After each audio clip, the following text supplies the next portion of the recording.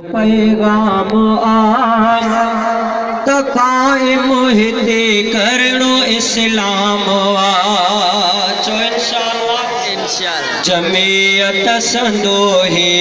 पैगाम त कायम हिते करणो इस्लाम त कायम हिते करणो इस्लाम ओ मिठो मुल्क कलमे जे नाले मिलियो हले पर थो कानून अंग्रेज जो ओ मिठो मुल्क कलमे जे नाले मिलियो हले पर थो कानून अंग्रेज जो कलमे जे कानून खां आफिरियो जो कलमे जे कानून खां आफिरियो खस्यो तिन खां अल्लाह आराम खस्यो तिन खां अल्लाह आराम जमीयत संदोही पैगाम त कायम हिते करणो इस्लाम त कायम हिते करणो इस्लाम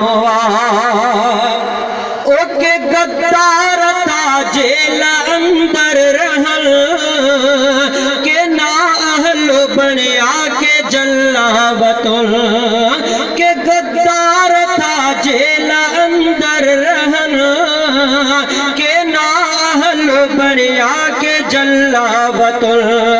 के मुजरिम हिते हाज़िरियूं था भरिल के मुजरिम हिते हाज़िरियूं था भरिल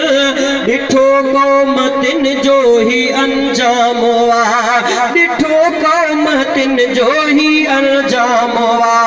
जमीयत संदोही पैगाम त कायम हिते करणो इस्लाम त कायम हिते करणो इस्लाम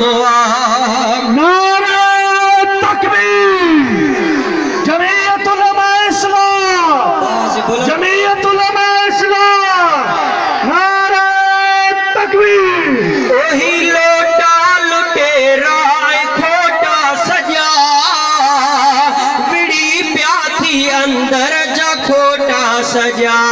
ही लोटा खोटा लुटेरा सजा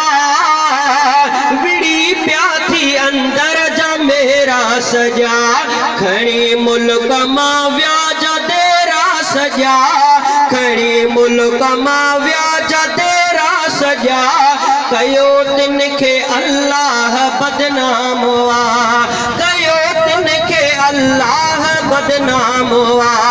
जमीयत संदोही पैगाम त कायम हिते करणो इस्लाम त कायम हिते करणो इस्लाम ओ जमीयत बनाए वया थी वली जमीयत जी क़यादत बि आहे भली ओ जमीयत बनाए वया थी भली जमीयत जी क़यादत बि आहे भली असां पंहिंजी क़यादत खां ख़ुशि हूं दिली असां पंहिंजी क़यादत खां ख़ुशि हूं दिली क़यादत मौलाना जी इनाम क़यादत मौलाना जी इनाम जमीयत संदोही पैगाम त कायम हिते करणो इस्लाम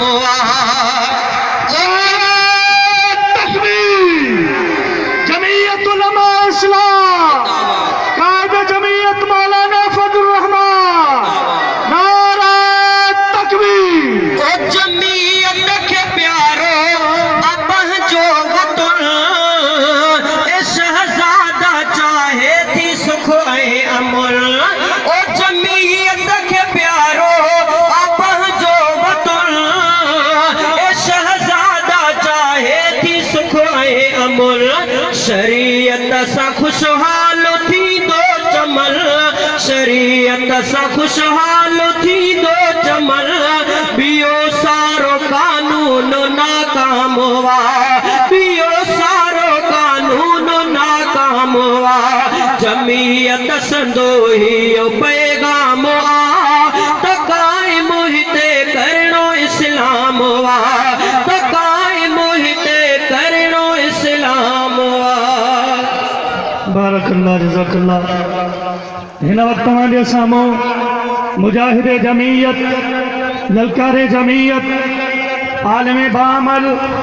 हजरत मौलाना मालिक घुन्यो साहब असांजा तालकेदार